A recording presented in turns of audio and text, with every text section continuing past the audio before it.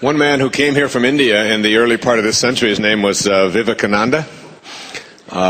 He came here to, he was sent here really, and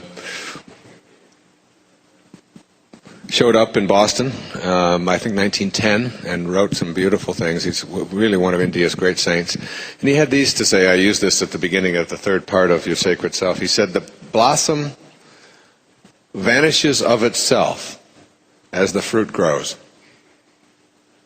So will your lower self vanish as the divine grows within you." Just like a blossom vanishes as the fruit emerges, so will the lower self vanish as the divine grows within you. And the divine is not some religious message, some orthodox thing that you have to memorize. The divine is that thing that Pierre Teilhard called the glue that holds the entire universe together, something called love. And that's what it's really all about. And this love is really the very thing that holds your life together. Did you ever think about the moment that you die and head back to nowhere, that your body begins to disintegrate? This thing turns into dust, and the instant that life leaves it, it starts to... So what is it that was holding it together and keeping it from doing that? There is something holding you together and keeping it from just like turning into dust. And that thing that holds it together and allows you to be whole is this force that is invisible and in another dimension. And it's getting to know this force that is at the uppermost in my consciousness.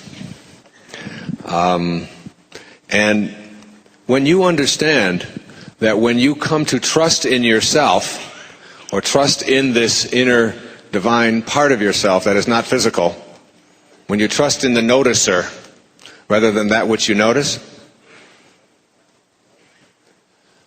that you're really, when you come to trust in yourself, you're really trusting in the very wisdom that created you.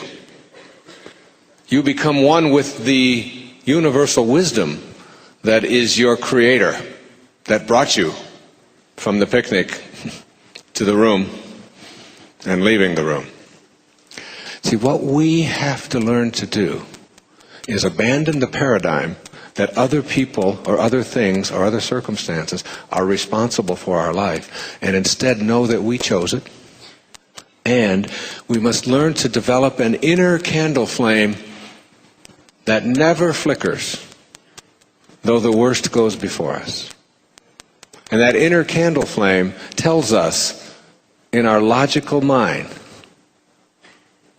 that if I have a problem inside, then the solution has to be where the problem is. So I will stop looking out here for the solutions to anything that's going on in my life that isn't working, and begin to ask myself, how am I processing my world? And some of the things that we've been handed are that other people are responsible for our lives, that your talent is handed to you and it's dispersed in certain amounts, and there's certain things that you can do and certain things that you cannot do. We've been taught that more is better and that we should chase after things while our higher self is always saying just be peaceful. We've been taught that the petty tyrants who show up in our lives are people that we should ignore and we should hate. I want to tell you something. The most influential person in my life was the most tyrannical. The man who abandoned me when I was just a few months old, who put my mother in a hospital on several occasions with his beatings, who spent 5 years in prison for stealing from the blind, selling their things and keeping the money, who walked away from a family of 3 boys during a depression and never paid a cent in child support and stole from everyone he came around, who required me to go into an orphanage for the first 10 years of my life and never showed up once to even say hello or I'm your father. who then visited that same abuse on 5 additional women and died in New Orleans